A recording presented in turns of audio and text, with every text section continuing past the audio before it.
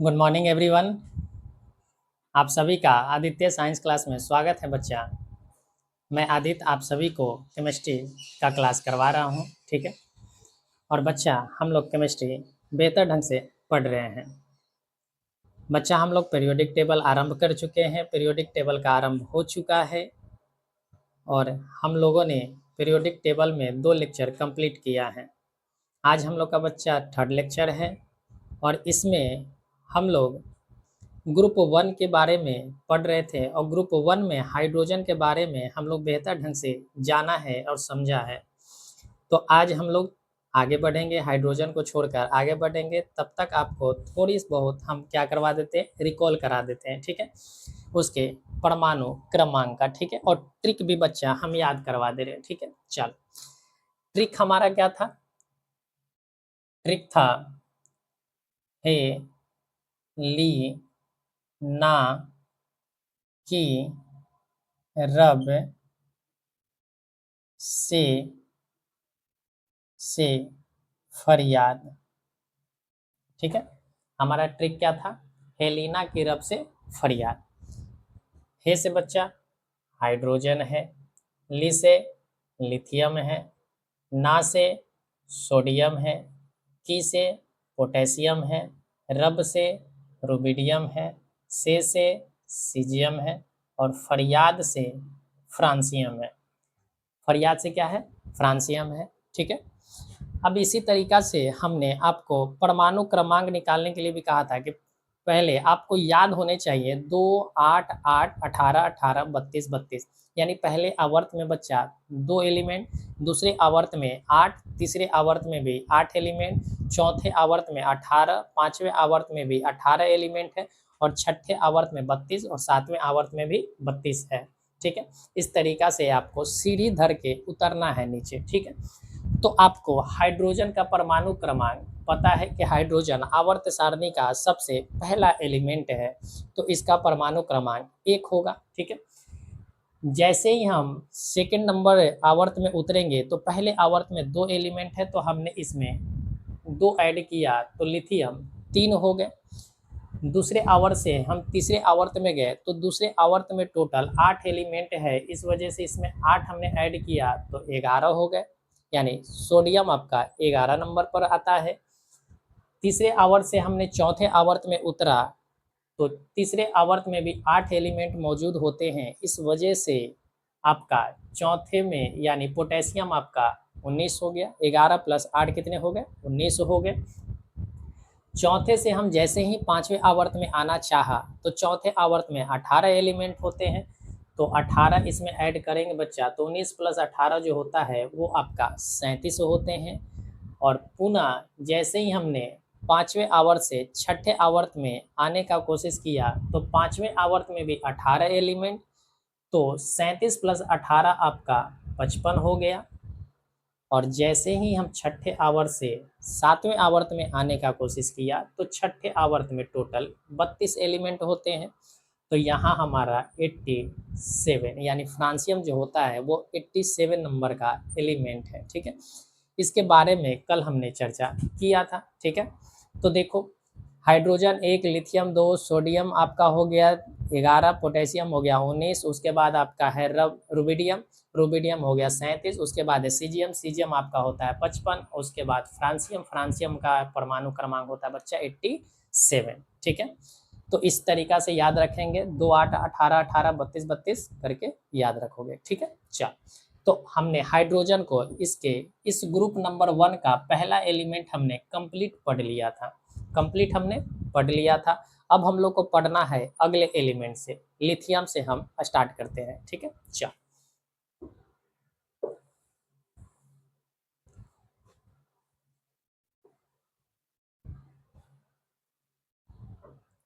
देखो आपका लिथियम है, ठीक है।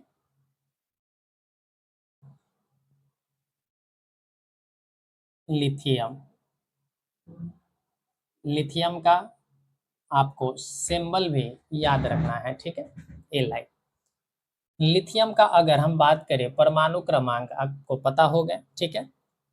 ये ध्यान रखिएगा कि आवर्त सारणी का यानी पीरियोडिक टेबल का पहला मेटल है बच्चा। क्या है? पीरियोडिक टेबल का पहला मेटल है। ठीक है, यानी आवर्त सारणी की अगर हम बात करें तो आवर्त सारणी में ये पहला तत्व जो है मेटल है। ठीक है, यानी हाइड्रोजन हमारा गैस था, हीलियम भी गैस है, और ये तीसरे नंबर पर जो हमारा मेटल है वो हमारा लिथियम है। यानी मेटल, ये परमाणु, ये मेटल जो है हमारा पीरियोडिक टेबल का सबसे पहला मेटल है। ठीक है, बात आपको ध्यान में रहेंगे। चल, इसके बाद अगर बात करें तो ये बच्चा पीरियोडिक टेबल का सबसे सबसे हल्की धातु है। सबसे हल्की धातु है। यानी अगर हम आवर्त सारणी की बात करें तो आवर्त सारणी का ये सबसे हल्का धातु है लिथियम। बात क्लियर है? ठीक है, इसके अगर हम परमाणु भार की अगर बात करें तो परमाणु भार आपको उतना पूछे नहीं जाते हैं, लेकिन आप ध्यान रखना चाहोगे तो 7 आप याद रख लेना। ठीक है, इसके परमाणु भार 7 होते हैं। ठीक है, एटलीस्ट कम से कम आपको 40 तक के एलिमेंट का परमाणु भार याद होना चाहिए। अगर 40 तक आपके परमाणु भार याद नहीं होते तो कम से कम 20 तक परमाणु भार आपको याद होने चाहिए।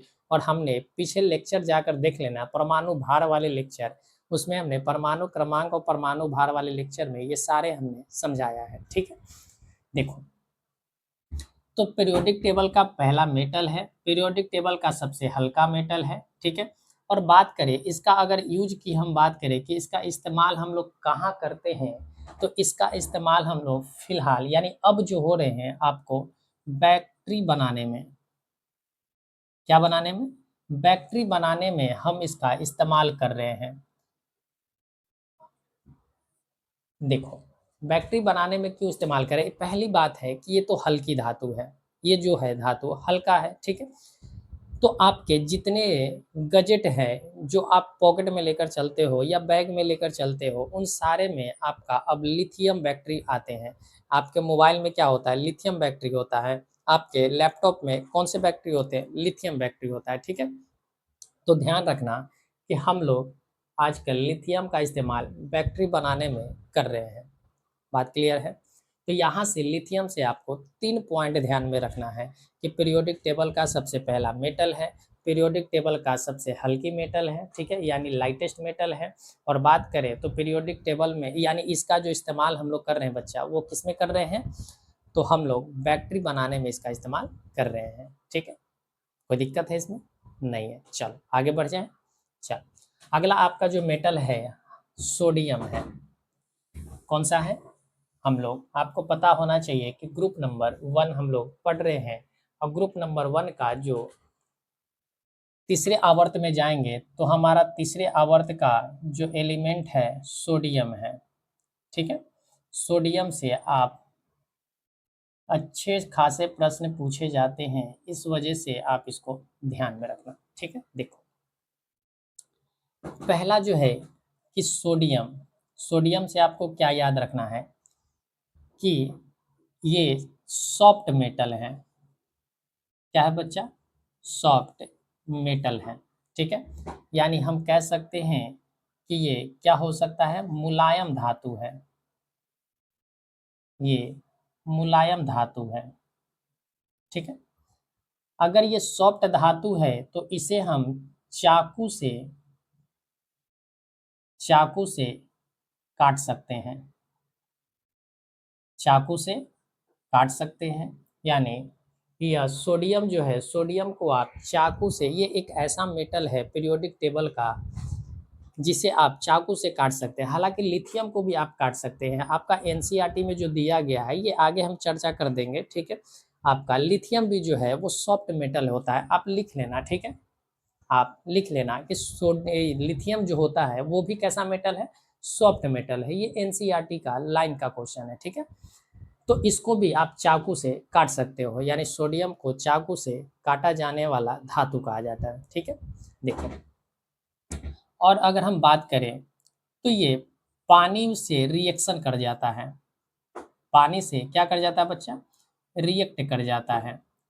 यानी जैसे ही इसको आप पानी में डालोगे ना, तो ये तुरंत क्या कर जाएगा, रिएक्ट कर जाएगा और रिएक्ट करके आग पकड़ लेगा और इसमें से पॉप जैसी ध्वनि निकलेगी। कैसी ध्वनि निकलेगी? पॉप की तरह ध्वनि निकलती है, ठीक है। तो ध्यान रखना कि पानी से ये रिएक्शन बहुत जल्दी करता है, इस वजह से हम कह सकते हैं कि इसको जो स्टोर किया जाता है वो स्टोर किरोसिन तेल में किए जाते हैं, किरोसिन तेल में, ठीक है। यानी इसको स्टोर करना होगा तो हम इसको कहाँ स्टोर करोगे, तो किरोसिन तेल में। आपके घर में जो मिट्टी का तेल होता है, मिट्टी जो तेल होते हैं वो आपको सोडियम उसमें स्टोर किया जा सकता है। ये बात क्लियर हुआ? बोलो इसी तरीका से। नहीं, चल अगर और भी हम बात कर ले तो सॉफ्ट मेटल है, चाकू से काटा जा सकता है, इसका मतलब है कि इसका गलनांक और क्वथनांक जो होगा, गलनांक और क्वथनांक की अगर बात करें, दोनों क्या होगा, निम्न होगा। दोनों क्या होंगे, निम्न होगा, ठीक है। यानी इसको अगर हल्का सा भी हीट दीजिएगा तो ये पिघल जाएगा और क्या हो जाएंगे, तो तुरंत खौलने भी लगेगा। इस वजह से इसका क्वथनांक और गलनांक जो होता है वो क्या होते हैं, तो कहोगे कि इसका किस लिए होता है, तो गलनांक और क्वथनांक निम्न होते हैं, ठीक है। अच्छा, अगर और भी हम बात करें तो आपने देखा होगा कि हम आपका जो मस्तिष्क होता है, मस्तिष्क को सोडियम चाहिए। मस्तिष्क को क्या चाहिए, सोडियम चाहिए, ताकि नर्वस सिस्टम आपका बेहतर ढंग से काम करे। तो ब्रेन को सिग्नल भेजने में सोडियम सहायक होता है। ध्यान रखना कि ब्रेन जो है हमारा, ब्रेन को सिग्नल भेजने में, सिग्नल भेजने में सहायता करता है। अगर आपके शरीर में अगर सोडियम की कमी हो जाएगी तो बच्चा आपको चक्कर आने लगते हैं और आप बेहोश हो जाते हो। आप क्या हो जाते हो, बेहोश हो जाते हो। तो ध्यान रखना कि हमारे मस्तिष्क के लिए सोडियम बहुत ही आवश्यक है। तो गर्मी के मौसम में अक्सर आपको आते होंगे क्या, चक्कर आते होंगे, या गस्ती जिसको हम लोग कहते हैं कि चक्कर खा के गिर जाते हैं। उसका मुख्य कारण होता है कि आपके शरीर में सोडियम की कमी हो गई। किसकी कमी हो गई, सोडियम की कमी हो गई।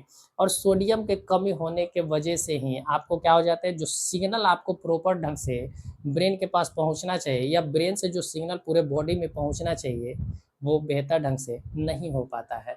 तो आपको पानी मार के जगाया जाता है। पानी मार के जगाने पर आपको क्या पिलाया जाता है, तो कहा जाता है कि नींबू पानी नमक का क्या पीना चाहिए, घोल पीना चाहिए, ठीक है। क्योंकि नमक में सोडियम पाए जाते हैं। ये बात क्लियर है, ठीक है। तो क्वेश्चन अगर आपसे पूछ लिया जाए कि वह कौन सा तत्व है जो ब्रेन में सिग्नल भेजने का काम करता है, तो वो आपका कौन सा है, सोडियम है। बात क्लियर है। देखो आयोडीन घीघा के लिए है, आयोडीन अलग तत्व है, सोडियम अलग तत्व है, ठीक है। सोडियम की हमने बात किया है, आयोडीन की बात नहीं किया है, ध्यान रखना। चल, और अगर हम बात कर ले तो जो आपका ब्लड प्रेशर होता है, ठीक है, क्या होता है, ब्लड प्रेशर जो होता है, ब्लड प्रेशर को भी क्या करता है, को कंट्रोल करता है। अब कैसे कंट्रोल करता है, देखो जो आपका अधिक, यानी हम कह सकते हैं, सीधी सी बात समझो कि ब्लड प्रेशर जो है, हाई ब्लड प्रेशर हम लिख देते हैं, ठीक है। हाई ब्लड प्रेशर के लिए भी ये क्या होता है, जिम्मेदार होता है, ठीक है। हाई ब्लड प्रेशर के लिए ये क्या होता है, जिम्मेदार होता है। यानी अगर आप ज़्यादा नमक का सेवन करते हैं, आप ज़्यादा नमक का सेवन करते हैं, तो हम लोगों का जो बीपी होता है वो अधिक बढ़ जाते हैं। अधिक क्या हो जाता है, बढ़ जाता है। तो इसलिए सोडियम को एक लिमिटेशन में खाना चाहिए। किसी किसी को आदत होता है कि वो नमक अधिक खाते हैं। जो नमक अधिक खाते हैं उनका बीपी थोड़ा जल्दी क्या हो जाता है, हाई होता है। तो डॉक्टर कहते हैं कि थोड़ा नमक कम खाया करो, ठीक है। तो नमक कम खाइएगा तो कंट्रोल में रहेगा, ज़्यादा खाइएगा तो आपका बीपी यानी उच्च रक्त चाप हो सकता है, ठीक है। चल, और भी अगर बात करें तो सोडियम जो होता है हम लोग के पसीना में भी पाया जाता है। किसमें पाया जाता है? पसीना में। पसीना जो होता है उसमें सोडियम पाए जाते हैं। यानी हमारे पसीने में, यानी जितने आपके शरीर से पसीना जब निकलता है तो उसमें क्या पाए जाते हैं? सोडियम पाए जाते हैं। आप देखना है कि वो आपको गर्मी के मौसम में क्या होते हैं कि जब पसीना चलता है तो हमारे शर्टों पर, हमारे कपड़ों पर वाइट वाइट कलर का क्या हो जाता है? जम जाता है। वो क्या होता है? तो सोडियम होते हैं। वो क्या होते हैं? सोडियम होते हैं, ठीक है। तो सोडियम याद रखना कि हमारे पसीने में भी मौजूद होता है। बात क्लियर है? चल, और आगे बढ़ जाए हम। चल, और अगर हम बात करें कि ये कहाँ मौजूद होता है, तो हमारा समुद्री पानी जो होते हैं, समुद्री पानी में मौजूद होता है। कहाँ पर मौजूद होता है? समुद्र वाला जो पानी है उसमें क्या मौजूद होते हैं? आपका सोडियम मौजूद होता है, ठीक है। और वही सोडियम, वही आपका क्या होता है? नमक बनाने के लिए लोग अपने खेतों में क्या करते हैं? समुद्र के पानी को इकट्ठा करते हैं, उसको धूप से वाष्पित करवाते हैं और वाष्पित करवा कर पानी को वाष्प बना देते हैं, और नमक को हम लोग ये क्या कर लेते हैं? सोडियम को इकट्ठा कर लेते हैं, ठीक है। बात क्लियर है? तो समुद्र के पानी में भी क्या पाया जाता है? आपका सोडियम पाया जाता है, ठीक है। चल, अब इसकी अगर हम बात करें कि अगर आप समझो तो सोडियम का हम लोग यूज कहाँ कहाँ आप करते हैं, ठीक है। इसकी अगर यूजेज की बात करें तो इसके बारे में हम पहले भी पढ़ा चुके हैं। जब हम आयन टॉपिक पढ़ा रहे थे, आप जाकर देखना प्रीवियस लेक्चर में, आप जाकर सर्च मारना आयन, ठीक है। आयन आप सर्च मारोगे, आयन बाय आदित्य सर, ठीक है, तो आपको मिल जाएंगे। हालांकि फिर भी यहाँ पर हम मोटे तौर पर बताने का प्रयास करते हैं, ठीक है। देखो, पहला होता है कि हम लोग सोडियम का इस्तेमाल जो होते हैं वो आपका बेकिंग सोडा में करते हैं। बेकिंग सोडा, हम वहाँ पर आपको आयन में ही लिखवा दिए हैं इसके फॉर्मूला वगैरह, आप वहाँ जाकर देखना अवश्य। बेकिंग सोडा कहो या खाने वाला सोडा कहो, खाने वाला जो सोडा होता है उसमें भी हम लोग इसका इस्तेमाल करते हैं। क्या करते हैं? इस्तेमाल। कभी भी अगर आपसे पूछा जाए कि बेकिंग सोडा में बेकिंग सोडा में सोडियम होता है या नहीं होता है, तो बच्चा बेकिंग सोडा में सोडियम मौजूद होता है, ठीक है। उसके बाद अगर हम बात करें तो कास्टिक जो सोडा होता है, कास्टिक सोडा, कास्टिक सोडा में भी हम लोग सोडियम का प्रयोग करते हैं। इसी तरीका से अगर हम बात करें तो आपका धावन सोडा जो होता है, धावन सोडा, उसमें भी हम लोग सोडियम का इस्तेमाल कर लेते हैं, ठीक है। बेकिंग सोडा में इस्तेमाल किए, धावन सोडा में इस्तेमाल किए, और साथ ही साथ आपका कास्टिक सोडा भी बनाने में इस्तेमाल करते हैं, ठीक है। अगर इसका और भी यूज करें, देखो अब सीधी सी कास्टिक सोडा का इस्तेमाल हम लोग जो कर लेते हैं, अगर कास्टिक सोडा से इस्तेमाल अगर पूछा जाए, ठीक है, तो हम लोग इसका इस्तेमाल कांच उद्योग में कर लेते हैं। किस में कर लेते हैं? कांच उद्योग में। और हम लिखवा दें तो चमड़ा उद्योग, कांच उद्योग, और आपका जो सर्फ वगैरह जो बनाते हैं, हालांकि यहीं पर आपको पता है हम लिखवा दिए कास्टिक सोडा, फिर भी आगे हम एक्सप्लेन कर दे रहे हैं। सर्फ बनाने में आपका जो कपड़ा धोने वाला साबुन होता है उसमें भी होता है, ठीक है, उसमें भी होते हैं। कपड़ा धोने वाले यानी कि जो हार्ड सॉफ्ट होता है उसमें भी आपका सोडियम मौजूद होता है। ये बात क्लियर है या नहीं है? बोलो, समझ में आ रहे हैं? चल, तो इन सारे उद्योगों में किसका इस्तेमाल होता है? तो आप कहोगे कि सोडियम का सर इस्तेमाल किया जाता है, ठीक है। तो हमने क्या कहा सोडियम के, कि सोडियम जो है एक सॉफ्ट मेटल है। सॉफ्ट मेटल होने की वजह से इसे हम चाकू से काट सकते हैं, चाकू से क्यों काट सकते हैं? काट तो सकते हैं, साथ ही साथ इनका गलनांक और क्वथनांक जो होता है वो निम्न होता है। ये पानी से बहुत जल्दी रिएक्शन कर जाते हैं, इस वजह से इसको जो स्टोर किया जाता है वो केरोसिन तेल में किया जाता है। किसमें किया जाता है? केरोसिन तेल में किया जाता है। बात क्लियर है? उसके बाद अगर हम बात करें तो ये ब्रेन को सिग्नल भेजने का काम करता है। ब्रेन को क्या करता है? सिग्नल भेजने का में सहायता प्रदान करता है। जब आप ज़्यादा नमक खाते हैं, यानी सोडियम का सेवन अगर ज़्यादा करेंगे, यानी नमक में सोडियम होता है और नमक का इस्तेमाल ज़्यादा करेंगे तो ब्लड प्रेशर को ये क्या कर देगा? हाई कर देगा। हमारे पसीना में भी सोडियम मौजूद होता है, समुद्र के पानी में भी सोडियम मौजूद होते हैं। बेकिंग सोडा बनाने में, खाने वाले सोडा बनाने में, या इसी को आप कह सकते हो मीठा सोडा भी इसको कह देते हैं। ठीक है? इसको क्या कह देते हैं? मीठा सोडा। ठीक है? मीठा सोडा भी कह देते हो खाने वाले सोडा को। ठीक है?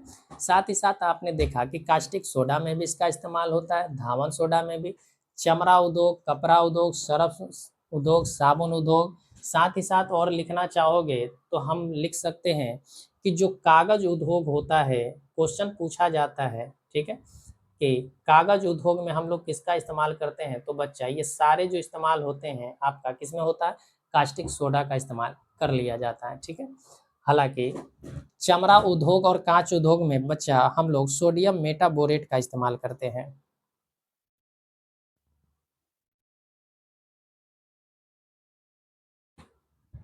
तो ये मोटे तौर पर आपको ये सारे चीज हमने पढ़ाया है। ये सारा चीज़ हमने बच्चा आयन टॉपिक में पढ़ाया है। आप जाकर आयन टॉपिक देखना, उसमें ये सारे चीज़ कंप्लीट रूप से बताया गया है। ठीक है? चल, तो अब आप इसको नोट कर लो। ठीक है? आगे बढ़ते हैं।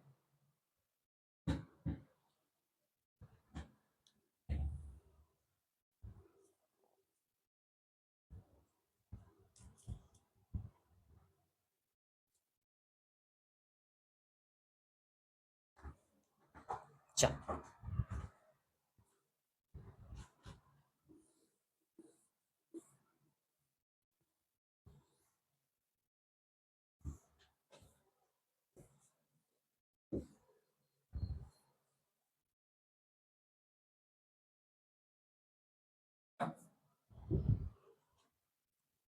अगला है हमारा पोटेशियम।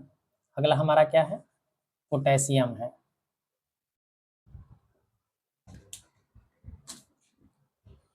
अच्छा, पोटेशियम। पोटेशियम को हम लोग के से डिनोट करते हैं। ठीक है? चल, पोटेशियम से पॉइंट आपको क्या याद रखना है कि पोटेशियम भी सॉफ्ट मेटल है। क्या है?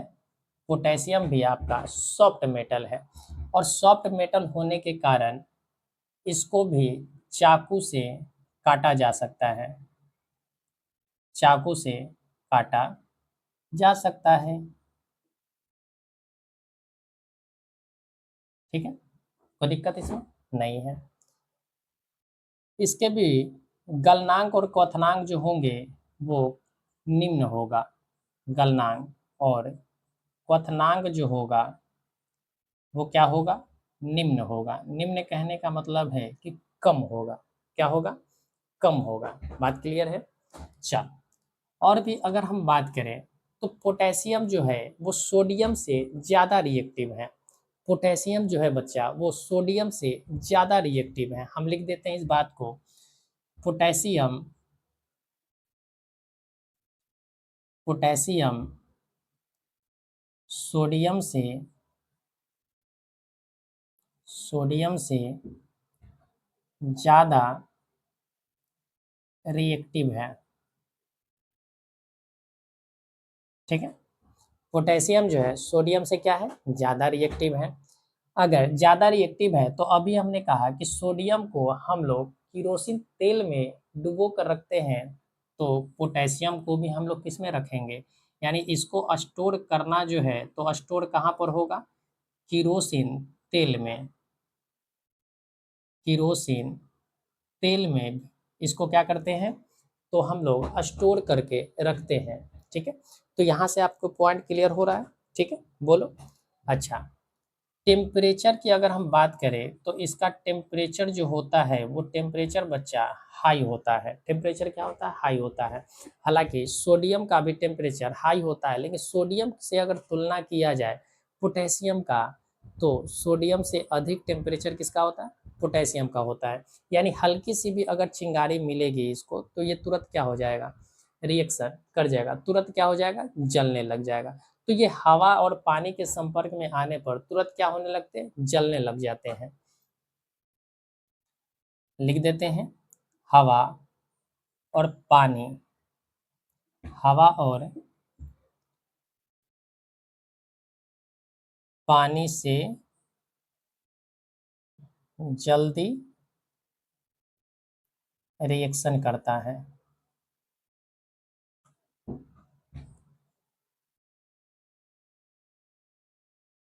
हवा और पानी से ये क्या होते हैं? जल्दी रिएक्शन कर जाते हैं।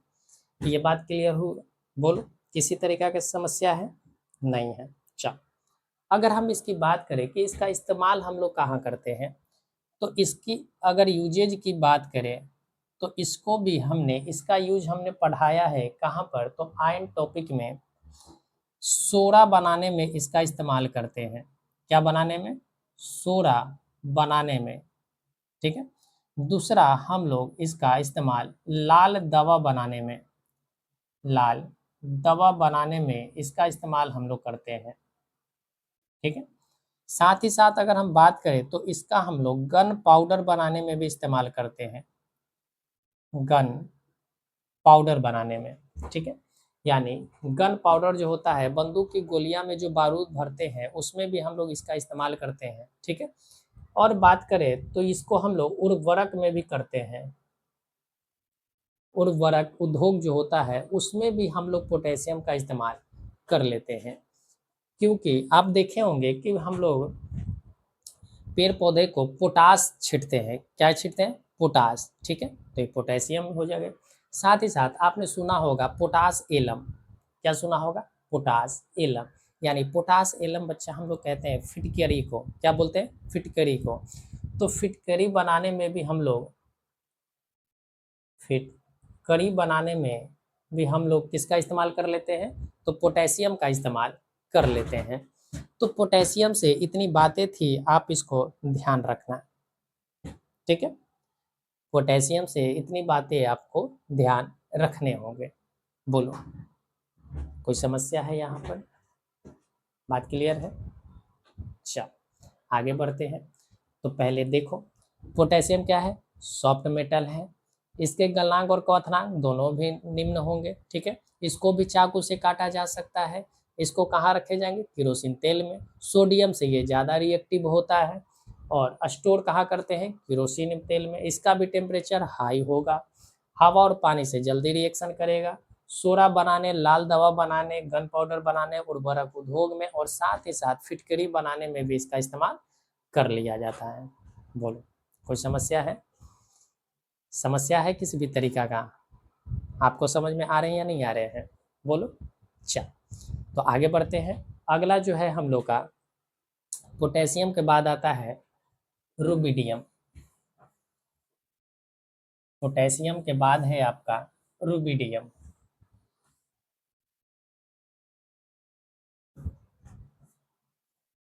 चल, रुबिडियम,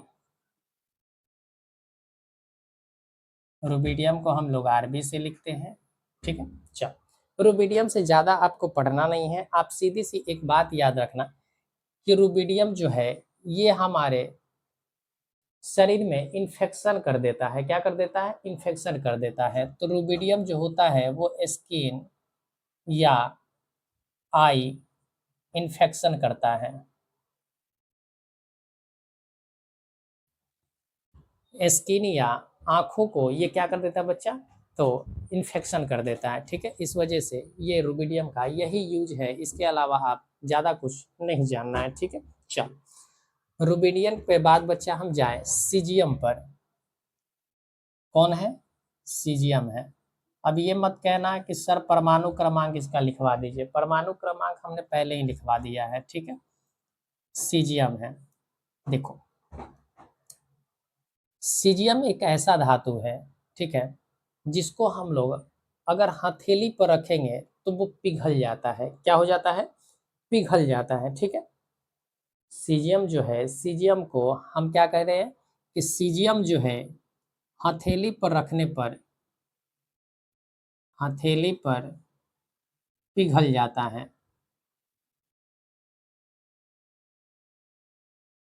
यानी हम कह सकते हैं कि ये कमरे के ताप पर पिघल जाते हैं। कमरे के ताप पर क्या होता है? पिघल जाता है, ठीक है। इसके गलनांक जो होते हैं वो बहुत ही क्या होते हैं? कम होते हैं। गलनांक क्या होता है? काफ़ी कम होता है। इसको अगर आप हथेली पर रखोगे तो हथेली पर रखने पर ये क्या हो जाएगा बच्चा? तो पिघल जाता है। क्या होता है? पिघल जाता है, ठीक है। पहली। दूसरी पॉइंट की अगर हम बात करें तो देखें, ध्यान रखना कि जो हम लोग का परमाणु घड़ी होता है, क्या होता है? परमाणु घड़ी जो होता है, परमाणु घड़ी बनाने में हम लोग इसका इस्तेमाल करते हैं। परमाणु घड़ी बनाने में हम लोग सीजियम का इस्तेमाल करते हैं, ठीक है। और भी बात करें तो इसका विद्युत धनात्मकता, यानी इलेक्ट्रो पॉजिटिविटी जो है बच्चा, वो काफ़ी अधिक होता है, यानी सर्वाधिक होता है। यानी पीरियोडिक टेबल में देखा जाए तो पीरियोडिक टेबल में ये क्या है आपका? तो कहोगे कि पीरियोडिक टेबल का ये सर्वाधिक विद्युत धनात्मकता वाला तत्व है, ठीक है। हम लिख देते हैं इस बात को भी। पीरियोडिक टेबल का सर्वाधिक सर्वाधिक इलेक्ट्रो पॉजिटिविटी पॉजिटिविटी वाला तत्व है, ठीक है। यानी देखा जाए तो सर्वाधिक पॉजिटिविटी जो है वो किसका होता है?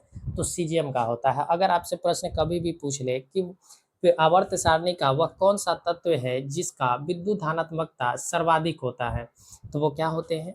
तो आपका सीजियम होता है। बोलो, बात क्लियर है?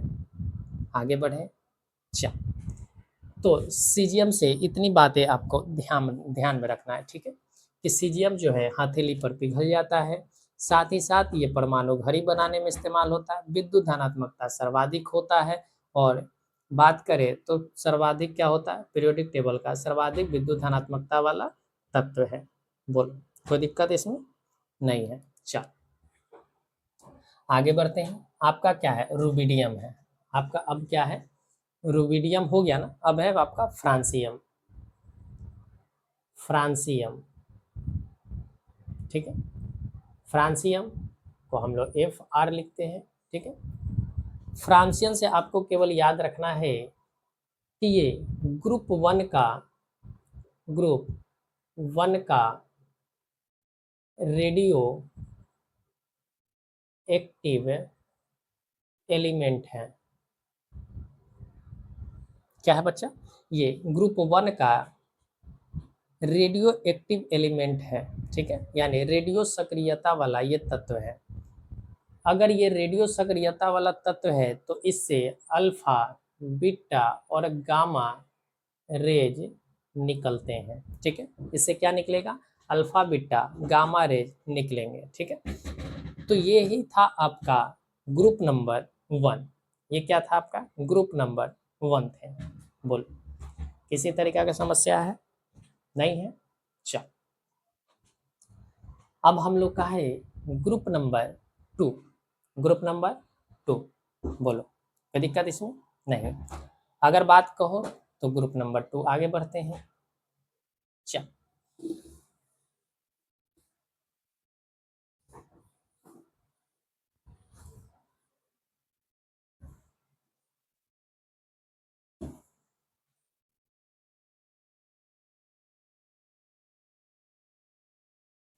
चलो देखो,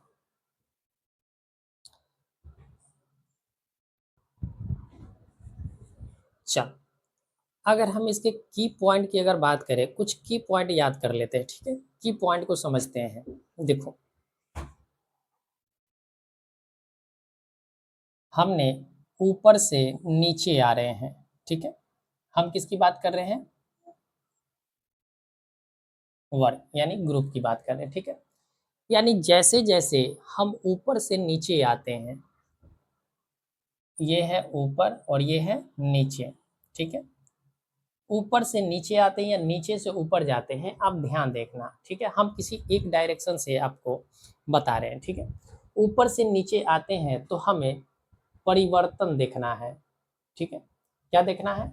परिवर्तन देखना है। कुछ इंपॉर्टेंट पॉइंट लिखवा रहे हैं, उसको ध्यान रखना। देखो, पहला पॉइंट है कि जैसे जैसे हम ऊपर से नीचे आएंगे, जैसे जैसे ऊपर से हम नीचे आएंगे, हमारा परमाणु का आकार बढ़ता है। परमाणु का आकार क्या होता है? बढ़ता है, ठीक है।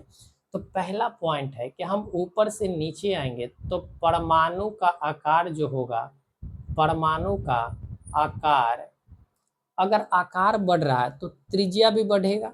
आकार कहो या त्रिज्या, ठीक है, क्या होते हैं? बढ़ते हैं। ऊपर अगर हम एरो का साइन दिए हैं, इसका मतलब है कि वो क्या हो रहा है? बढ़ रहा है, ठीक है। पहली पॉइंट। दूसरा पॉइंट याद रखना कि जो आयनन ऊर्जा होते हैं, आयनन ऊर्जा, वो क्या होते हैं? तो जैसे जैसे हम ऊपर से नीचे आएंगे तो इसका आयनन ऊर्जा कम होता है। आयनन ऊर्जा क्या होता है? कम होता है। पहले दूसरा पॉइंट क्लियर हुआ? हमने आयनन ऊर्जा समझाया है, ठीक है। आयनन ऊर्जा क्यों कम हो रहा है? कि जैसे जैसे हम लोग नाभिक से दूर जाते हैं, जैसे पहले अगर पहला एलिमेंट अगर हाइड्रोजन को देखा जाए तो हाइड्रोजन के पास एक होगा कक्षा, तो यहाँ पर नाभिक का पकड़ थोड़ा सा मजबूत होगा। जैसे ही हम लिथियम में जाएंगे तो लिथियम का परमाणु क्या हो जाए? लिथियम का परमाणु का जो आकार होगा वो बढ़ जाएगा, यानी वो दूसरे आवर्त का है तो उसके पास दो कक्षा मौजूद होंगे। तो दो कक्षा मौजूद होंगे तो अब डिस्टेंस और बढ़ गया। डिस्टेंस क्या हो गया? और बढ़ गया। तो ये अपना इलेक्ट्रॉन जल्दी त्यागेगा। अपना इलेक्ट्रॉन क्या करेगा? जल्दी त्यागेगा। तो इस वजह से इसका, और हम बात करें तो और भी अगर बढ़ जाए, ठीक है, और भी परमाणु की त्रिज्या, यानी जैसे जैसे हम नीचे आएंगे तो परमाणु का आकार बढ़ेगा, और परमाणु का आकार बढ़ने से बच्चा इसके बाह्यतम कोश के जो इलेक्ट्रॉन है उनको हल्की सी अगर ऊर्जा मिलेगा तो वो क्या कर जाएंगे? तो अपने इलेक्ट्रॉन को त्याग कर देंगे। अपने इलेक्ट्रॉन को क्या कर देंगे? त्याग कर देंगे, ठीक है। तो इस वजह से इनका जो आयनन ऊर्जा होगा, यानी जैसे जैसे हम ऊपर से नीचे आएंगे, तत्वों का जो इलेक्ट्रॉन एफिनिटी जो है वो हमारा क्या होगा? वो भी कम होगा, ठीक है। तो हम कह सकते हैं कि यहाँ पर पोटेंशियल एनर्जी के साथ साथ हमारा इलेक्ट्रो निगेटिविटी और इलेक्ट्रॉन एफिनिटी दोनों क्या होंगे? दोनों कम होगा, ठीक है। तो देखो, तो अब कहोगे कि इसका जो होगा इलेक्ट्रॉन, इलेक्ट्रॉन बंधुता, इलेक्ट्रॉन बंधुता भी कम होगा, ठीक है। उसके बाद अगर बात करें तो विद्युत ऋणात्मकता, विद्युत ऋणात्मकता,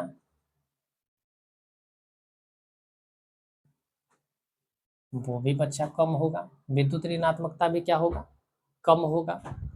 और अगर हम बात करें विद्युत धनात्मकता का, तो वो बच्चा क्या होगा? अधिक होगा, ठीक है। वो क्या होगा? अधिक होगा। समझना हमारी बात को। अभी बताएं कि सीजियम का सर्वाधिक क्या होता है? विद्युत धनात्मकता होता है, ठीक है। तो इसका मतलब है कि वो अपनी जो बाह्यतम कोश का इलेक्ट्रॉन है वो तेजी से क्या करेगा? बाहर निकालेगा। तेजी से क्या करेगा? बाहर निकालेगा। आयनन ऊर्जा, यानी कि इलेक्ट्रॉन जो होता है वो क्या करता है? तो इलेक्ट्रॉन को दी गई ऊर्जा यानी बाहर निकलने के लिए, तो इसमें कम होता है। इलेक्ट्रॉन बंधुता ग्रहण करने के लिए, वो तो होता ही नहीं है किसी मेटल के पास। मेटल के पास ये नहीं होते प्रॉपर्टी। कि वो इलेक्ट्रॉन को ग्रहण करे, तो वो भी कम हो गया।